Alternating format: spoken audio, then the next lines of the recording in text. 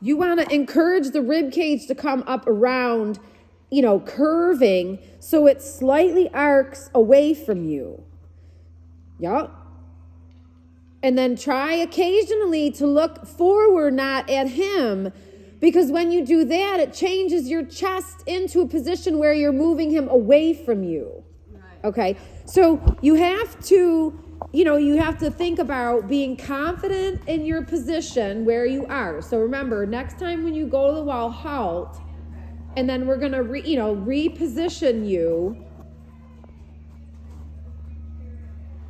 Yeah, see, and then he wants to get too far ahead. So it's finding that balance. Yeah, that's where you bring the whip up a little like you did. So now think, you want to be like 18 inches away from him, and you want to be like 14 to 18 inches behind his eyes. So you're almost making, an equilateral triangle, right? So as you're creating that position, you want to think in your body language that you're facing forward.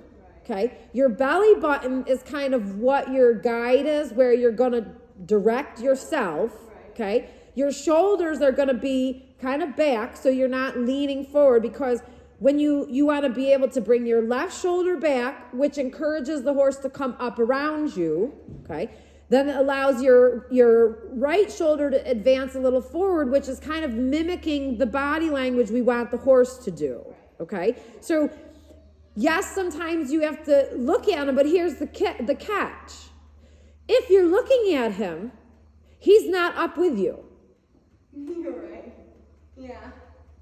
And if you maintain your 18 inches triangle, and you keep your rhythm with your feet like a consistent flow, as you're walking, if you want him to come up because he's not coming up, you're creating a rhythm. So you touch behind with the whip. Ideally, as you're walking along, you take a step, you bring the whip behind you, your shoulder comes back, he catches up with you, and you keep that flow. It's like a dance, okay? Yeah. So when the horse starts to retract behind you and you don't see him up in front of that 18 inches, then you need to be like, come up with me.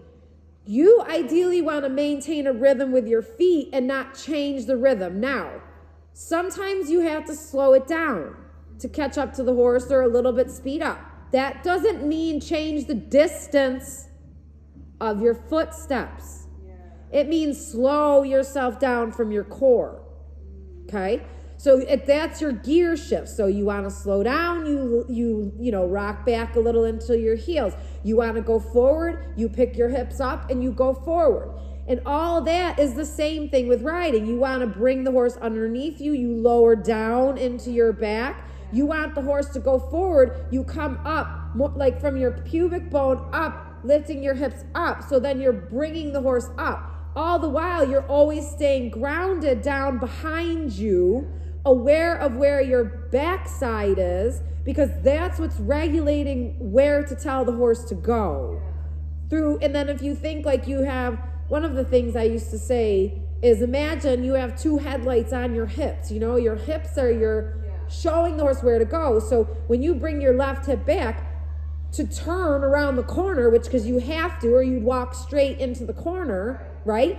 That brings your shoulder back a little bit. So you start to get the horse to curve. And if you're in that triangle, 18 inches, I'm going to get one day I think I'm going to get a tape measure and really just see. It might be 24 inches. I don't know. So it's just trying to find and maintain that position. And then you keep the rhythm with your feet. So you continue, the rhythm or the stride. And if you have to slow it down, you still take same steps. You just slow your body down through your core. Okay?